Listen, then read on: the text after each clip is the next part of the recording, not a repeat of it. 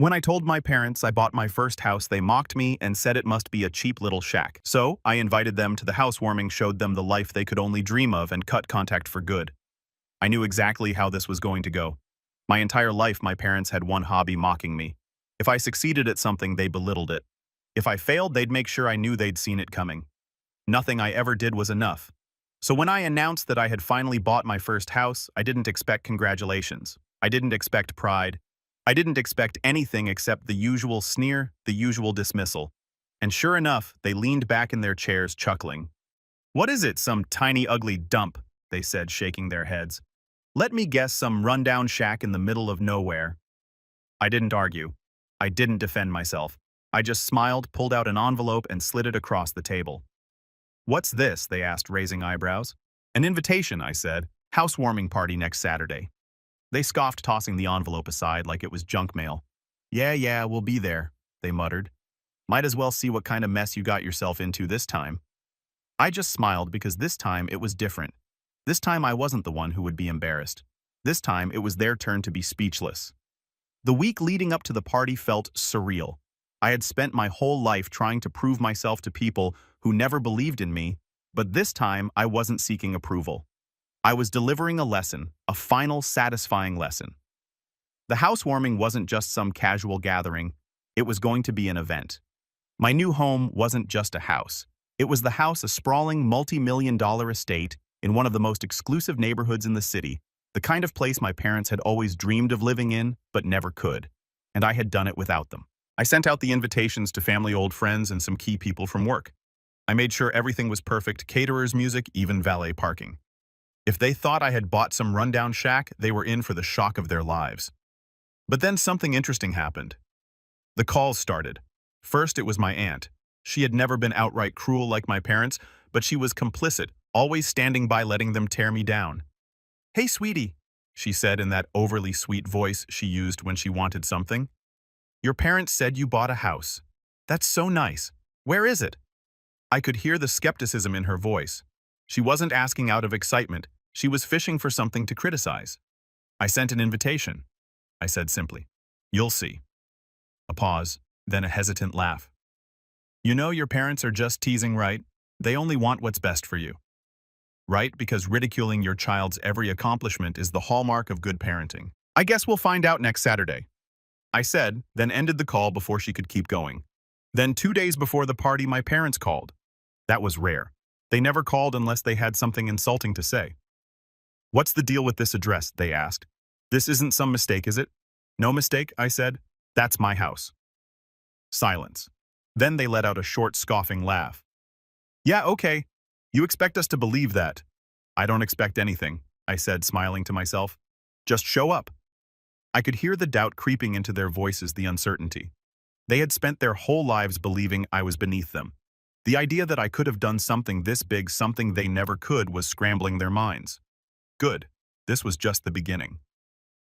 The day of the party arrived and everything was set. The driveway of my mansion? Yes, an actual mansion, was lined with luxury cars. The kind of cars my parents used to point out in magazines, saying, "That's real success, not whatever nonsense you're doing." Valets in crisp uniforms took guest keys as they arrived. Inside, caterers moved smoothly through the grand entryway, offering champagne and hors d'oeuvres on silver trays. The chandeliers cast a warm golden glow over the room, and soft jazz played in the background. Every detail screamed wealth, power, success. And then they arrived.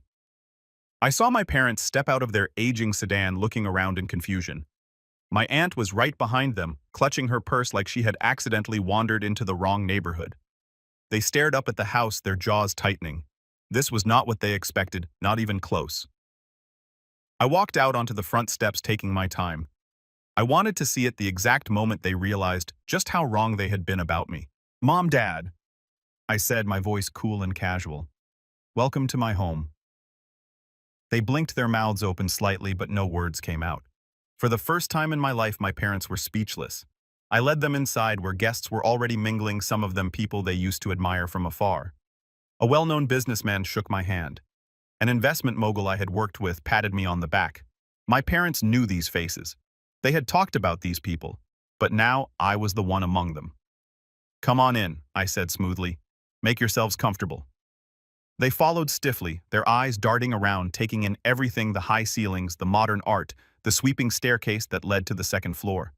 My aunt was silent, gripping their arms like she needed something to hold on to. And then, as if on cue, one of my staff members approached. "Sir," the man said respectfully, "would you like me to take your coats?" My parents turned completely stunned. "Staff." I had staff. They hesitated, then mutely handed over their coats, their hands slightly unsteady. They still hadn't spoken a word. I had dreamed of this moment, lived for it. The years of humiliation, the mockery, the dismissive smirks, it had all led to this. And I wasn't done yet. "Let's have a drink," I said, leading them into the lounge. I poured myself a glass of whiskey and gestured for them to sit. They lowered themselves into the plush leather chairs, still looking dazed. I took the seat across from them, swirling my drink slowly before taking a sip. Then I leaned forward, locking eyes with them. "You always told me I'd be nothing," I said quietly. "You laughed at me, humiliated me, made me feel worthless." Their faces twitched, their fingers clenched against the armrests. "But look around!" I gestured at the house, the guests, the success dripping from every corner of the room. "I built this without you, in spite of you." They inhaled sharply, nostrils flaring, but they still didn't speak because for the first time in my life they had nothing to say. And I wasn't finished. I let the silence stretch between us, savoring it. For years they had filled every quiet moment with criticism, every achievement with backhanded remarks. But now they were just sitting there, gripping the chairs like they needed to hold on to something solid. I took another slow sip of my whiskey. "What's wrong?" I asked, tilting my head. "Not what you were expecting." They swallowed hard. "This..." They cleared their throats. "This isn't yours." I smirked. "Oh." They shook their heads. "You didn't do this on your own." There it was, the last desperate grasp at control. The idea that I, the child they spent their lives mocking, could have achieved all this without them was too much for them to process. I leaned back, letting my glass rest on the table. "Tell yourselves whatever you want, but the reality is right in front of you." I gestured around the room. "I built this life. You had nothing to do with it." Their faces darkened, but before they could say anything, my aunt finally spoke. "We..." She glanced around, her voice small. "We didn't know you were doing so well." I raised an eyebrow. "No, you didn't, because you never cared to ask." She flinched. My parents just clenched their jaws, their pride fighting against the obvious truth in front of them. And then I went for the final blow. I leaned in, lowering my voice just enough to make it personal. "I invited you here for one reason." I said, my tone like steel, "so you could see what you'll never be a part of." My parents' eyes widened. "This is my life now," I continued. "And you..." I smiled coldly. "You're nothing to me." Their hands curled into fists, their faces turning red.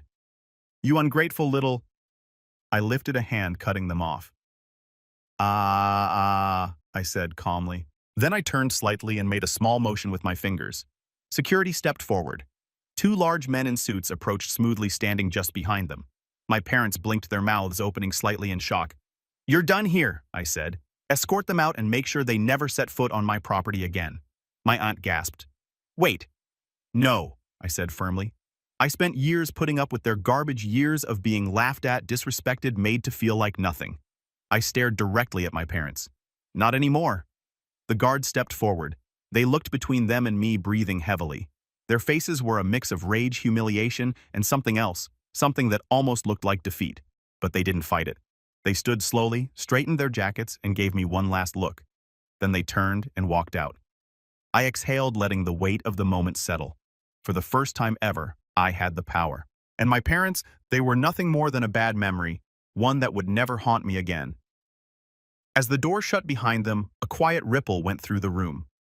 A few guests glanced over, curious but polite enough not to ask. The music played on. The clinking of glasses continued. And just like that, they were gone. I exhaled slowly, feeling something in my chest unravel. For years I had carried their words, their mockery, their doubts. But now they were out of my house, out of my life. And for the first time ever, I felt free. I turned back to my guests, plastering on an easy smile. "Well," I said, raising my glass, "now that the entertainment is over, let's enjoy the night."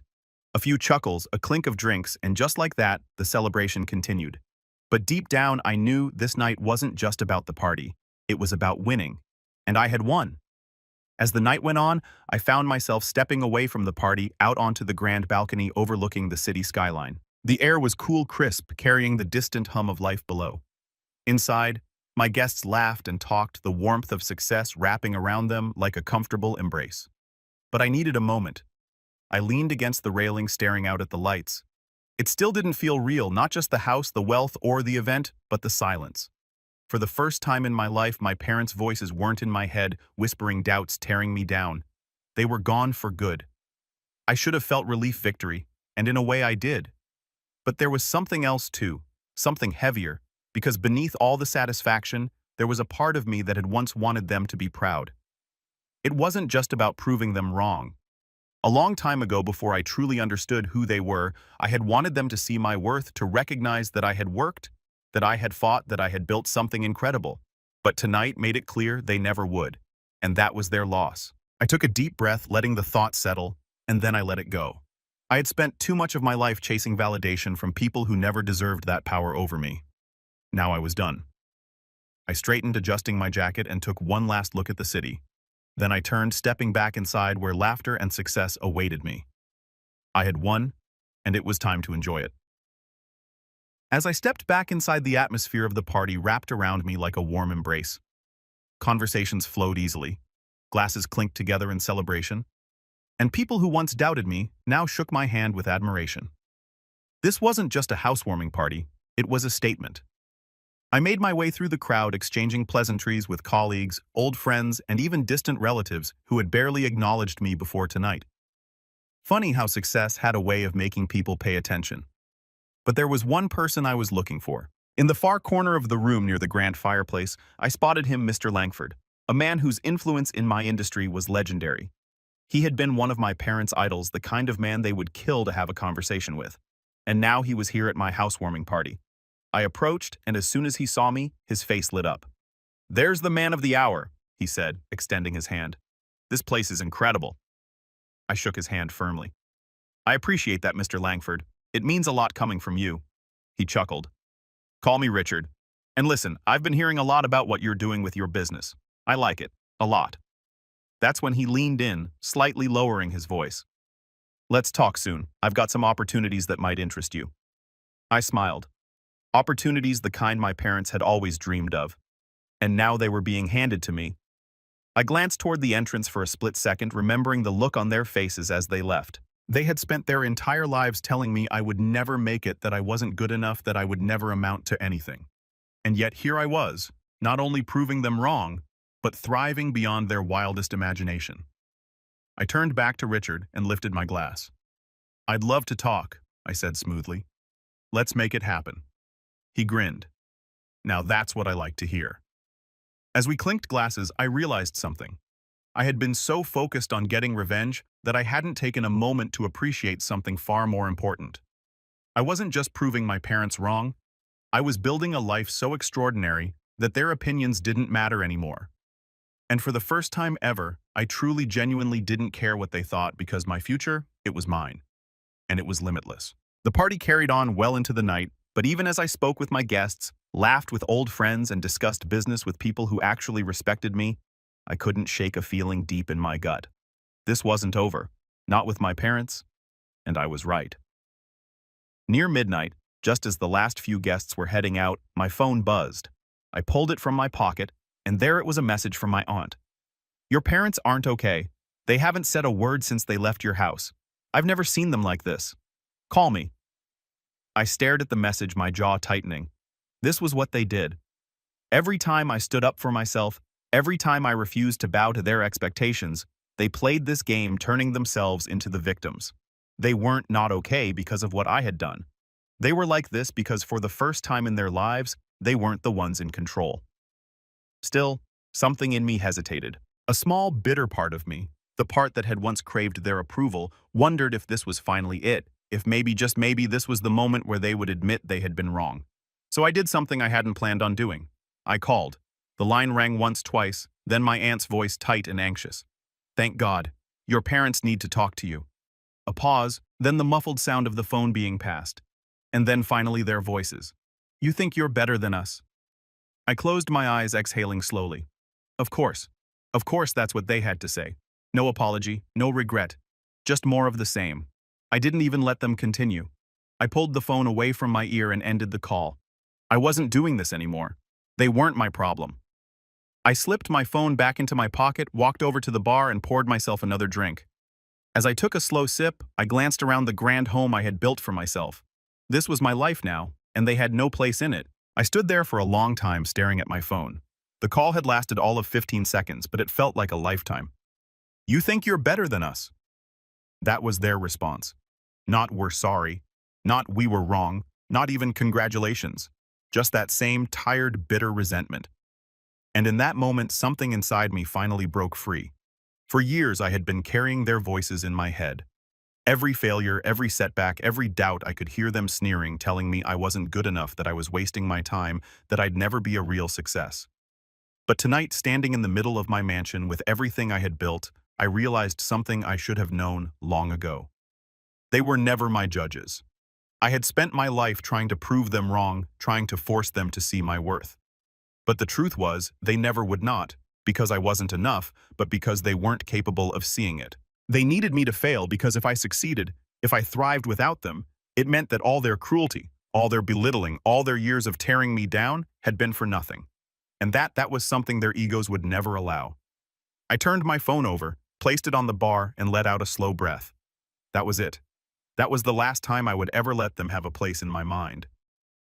A quiet knock on the door pulled me from my thoughts. I turned to see my best friend Ryan standing there, an amused look on his face.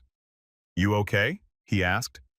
I exhaled sharply, then smiled a real, genuine smile.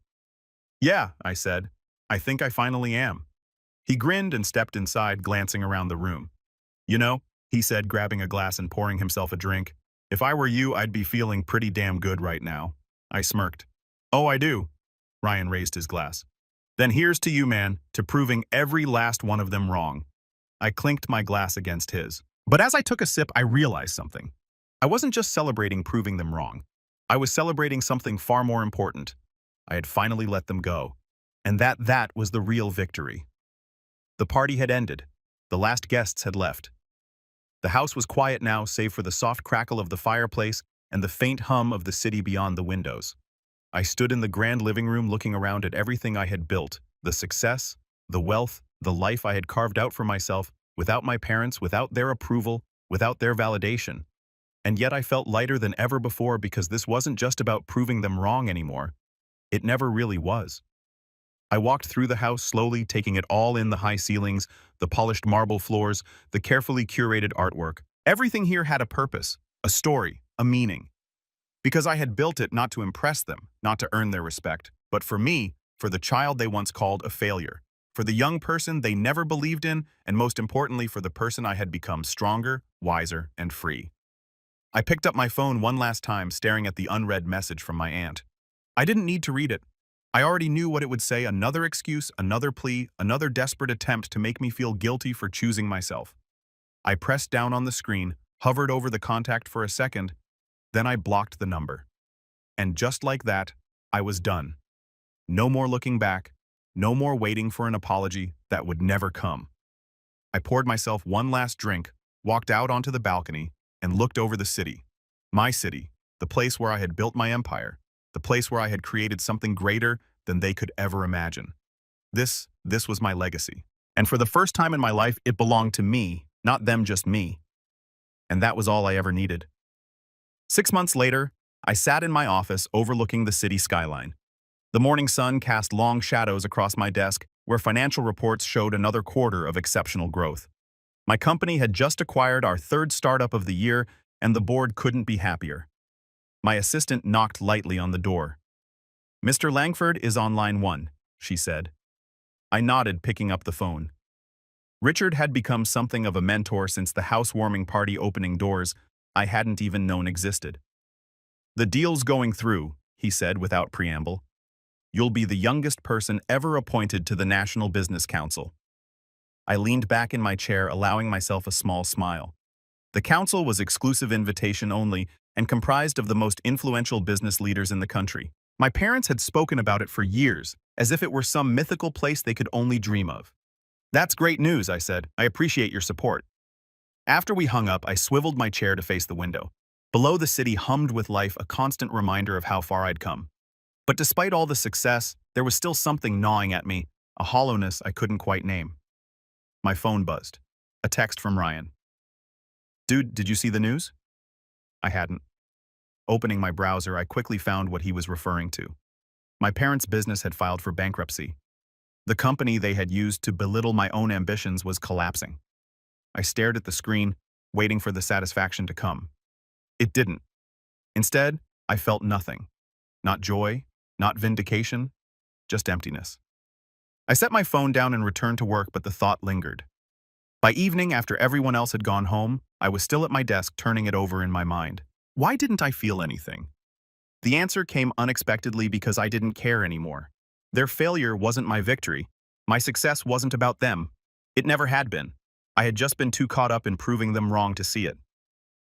2 weeks later, I was having dinner with Elise, a brilliant architect I'd been seeing for the past few months. We were discussing plans for a new community center my foundation was building in the neighborhood where I grew up. "I think we should include a business incubator," she suggested, "a place where people with good ideas but no connections can get their start." I nodded, thinking of my own beginnings. I like that. People shouldn't need wealthy parents or Ivy League connections to have a shot. She studied me for a moment. "You never talk about your family." I shrugged. "Not much to say." "Everyone has something to say about their family," she replied, her eyes gentle but challenging. "Even if it's why they don't talk about them." I looked away, uncomfortable with her perception. "We're not close." "I gathered that," she said, "but it's been 6 months since I've known you, and you've never once mentioned them except in passing." I took a sip of wine, buying time. "They weren't supportive." Elise nodded slowly. "And how is that working for you?" "Fine," I said automatically. Then more honestly, "I don't know." 3 days later, I found myself driving through my old neighborhood. I hadn't planned to go there, hadn't been back in years, but something about my conversation with Elise had unsettled me. I slowed as I passed the modest 2-story house where I'd grown up. There was a for sale sign in the yard. Of course there was. With the bankruptcy, they couldn't afford to keep it. I drove on, telling myself I was glad. They deserved it after everything they'd done. But as I navigated the familiar streets, memories surfaced unbidden. Not all of them were bad. There had been moments, rare but real, when they'd shown glimmers of something other than criticism.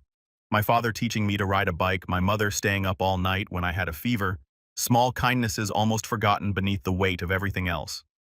When I arrived home that evening, I poured myself a scotch and stepped out onto the balcony. The city lights stretched endlessly before me, a testament to human ambition and frailty alike. I thought about power, how desperately my parents had clung to the illusion of it, and how empty the reality felt now that I had it. What was the point of all this success if it hadn't healed anything? The next morning, I called my lawyer. "I want to buy a house," I said. "It's currently on the market." I gave him the address of my childhood home. "Interesting choice," he remarked. "It's in foreclosure. The owners—" "I know who the owners are," I interrupted. "Make it happen, but use a shell company. I don't want them to know it's me." And 2 weeks later, the purchase was complete. I stood in the empty living room where I'd endured countless criticisms, feeling strangely calm. I wasn't buying it out of sentiment or nostalgia. I was buying it because I could, because it represented a chapter of my life. I was finally ready to close on my own terms. That evening, a knock at my door surprised me. My assistant hadn't mentioned any visitors. When I opened it, my aunt stood there looking older and more tired than I remembered. "How did you find me?" I asked, not inviting her in. "Your company isn't exactly low profile," she said. "May I come in?" Against my better judgment, I stepped aside. She entered cautiously, her eyes widening at the opulence around her. "I've been trying to reach you," she said.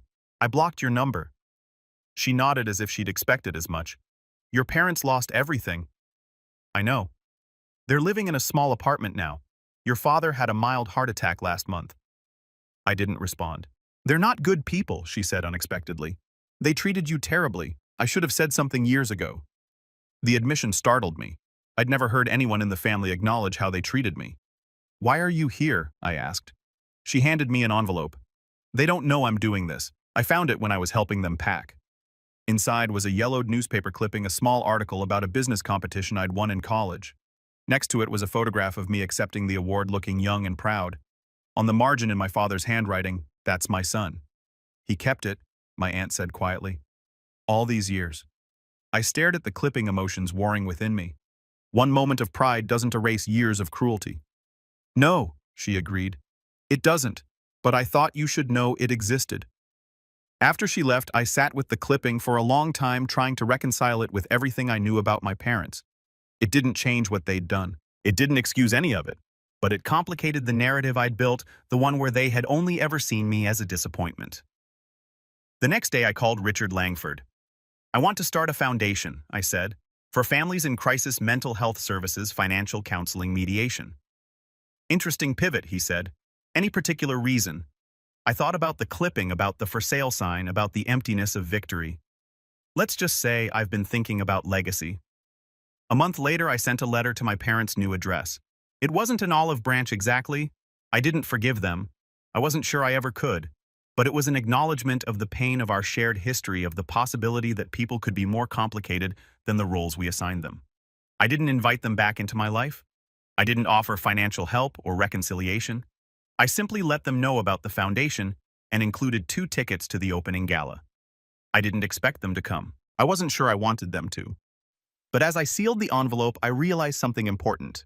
I was sending it for me, not for them, because moving forward meant acknowledging the past, not just escaping it, because true success wasn't measured by what you built, but by what you overcame to build it. As I handed the letter to my assistant, I felt a weight lifting, not completely, but enough to notice the difference. For the first time since that housewarming party, I was making a choice that wasn't reactive, that wasn't about proving anything to anyone. This, too, was part of my legacy, the hardest part, perhaps, but the most necessary. And as I returned to my office, I understood that the story wasn't over mine, or theirs, or the complicated narrative we'd created together.